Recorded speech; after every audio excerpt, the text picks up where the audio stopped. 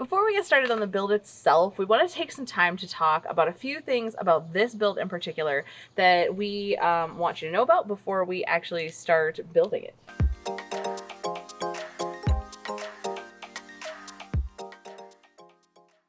I want to start first by talking about our last van build. So if you are joining us off of those videos and coming to these videos, just a couple things that we are doing a little differently this time around. So our first van that we built one to a budget, and that was the first and foremost thing. So we were trying to build a camper van for under $5,000. We succeeded in that. I think we were right around the $4,200 mark. I'll try to find research, and if I do, I'll pop that number up over our heads somewhere. The second thing that we were building that van for was to just be a weekend vehicle. Like, it was going to be something we used when we went up to my parents' houses and needed some extra space, or we were going to go skiing for a weekend or things like that. So building it to that price point really wasn't that big a deal because we weren't living in it full time. This build is going to be a little bit different. We have a much larger budget, and we are hoping to build this to be a full-time residence for us. It will actually be part-time, but for the next year, it will be our full-time residence. After that, we'll probably be doing about 50% of the time in the boat and 50% of the time in the van, maybe a little bit more leaning towards the boat than the van. But we are building this van to be much more of a home than just an adventure vehicle. That being said, we wanted to talk a little bit about our budget, and so you know going into this where we are trying to hit, so that you can kind of know where you can expect our kind of quality level to be at. I mean, I guess, like, you know what I mean? Like, I think that's a good way to put it. So for this build, including the van, so including the vehicle itself and all the components in it, we are trying to be at the $30,000 mark. So this is a $30,000 build, and we think that's pretty on the low end of what most people spend for a full-time rig, but that is because we are going to be doing all of the work ourselves, and we also started with a van that got us into that budget a lot easier, and we'll talk about that in just a minute. I think the number one thing we wanted was stand-up headroom. Yes. Which drives you to automatically a more expensive vehicle. Yeah. Versus our last one. So I think that probably brings us to this van itself, which we want to talk about the vehicle itself and how we got here, because it is a big part of how we are going to hit that $30,000 budget. The van itself we bought for $9,000. That is on the extremely low end of where you are going to find a Promaster high top extended vehicle. Mm-hmm. Very much on the lower end of that. And what was the reason for why it was on the lower end? It had a broken transmission. Did not work at all. Did not go into gear, did not do anything. We are in a position where Andy is essentially a mechanic, in all but actual job title. Yes. And so we were in a position to purchase a vehicle that did not have a transmission and to either rebuild or replace that transmission ourselves versus paying a shop. And that was going to be considerably less expensive, like half the cost of having a shop do it. So us being in that position allowed us to purchase a vehicle that was in significantly better shape than what we would have been able to get at our price point to begin with. For example, it has half the miles of ones that were running and driving in that price range. Yeah. This van itself is a 2017. It had 142,000 miles on it when we bought it.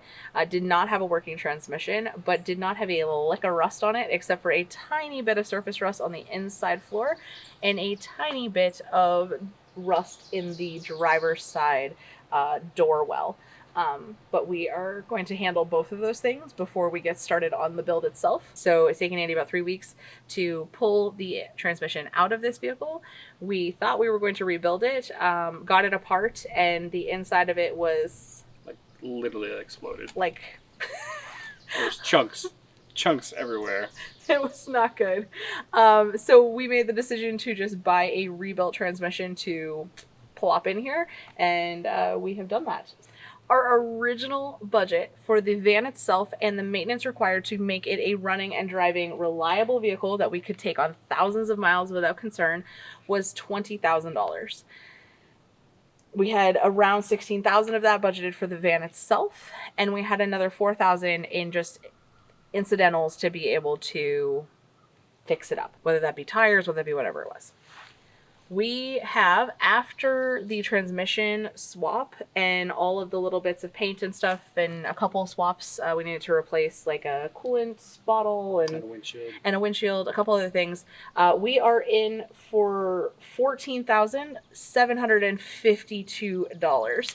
So we are significantly under budget starting there. So that $5,000 that we were left over with is just going to get plopped into the budget for the build itself. I think it's a good idea to talk for a minute about why we chose the Promaster versus the other options. We looked at a few different things for our next build. We looked at box vans. We looked at like shuttle buses for a while, and like high top vans. So the box trucks and the shuttle buses, unfortunately, they're cheap and they're really attractive, but the mileage is absolutely horrible. And the reason people get rid of them is because they are entirely worn out. And they're a nightmare to work on, and they classify as commercial vehicles. So if you need a tow, you're going to pay thousands, which drove us towards your typical vans. And we wanted something we could stand up inside, so that ruled out the Expresses and the Econolines. Yeah. Because we really didn't want a fiberglass top, because if you sit inside one, it's very narrow at the top. So it's kind of claustrophobic. Coming from people living on a boat, that should say something. So that leaves the Sprinter, the Promaster, and the Ford Transit. The Sprinters are kind of out of our budget, and up here in New England, they are tough to find without a ton of rust. Ton of rust. And the parts are expensive. The other piece about the Sprinter is that, as I just said, Andy is essentially our mechanic, and they are really challenging to do DIY self-work on. So we had kind of ruled them out for that reason prior to even looking at prices and conditions. But whew. Expensive. They're lovely vans. Don't get me wrong. They're completely lovely, but the ones in our price range, not so lovely. No. So we kind of ruled out the Transit as well for similar reasons. First of all, the ones in our price range were either had tons and tons of miles, saw a lot of winters, and are starting to get a little crusty, and we really didn't want another crusty van. They're pretty difficult to work on. The Fords have pretty complicated electronics and pretty complicated engines with turbos and direct injection and things like that. So that kind of ruled that one out, and that kind of leaves the Promaster. The Promaster. Don't get me wrong, the Promasters are the cheapest ones in the segment. Not great reliability-wise, okay? Not great. Which is why they're probably the cheapest in this. That's probably why they're cheap. That's exactly why they're cheapest in the segment. You can get ones with like 150,000 miles on them in running condition for like 20 grand. The pluses are, it's one of the widest vans out of all of them. So someone my height, 6 feet tall, we can sleep sideways. They carry their width all the way up. So the width here is very similar to the width of the top. It only comes in a couple inches, while the Sprinter and the Transit, they come in a little bit more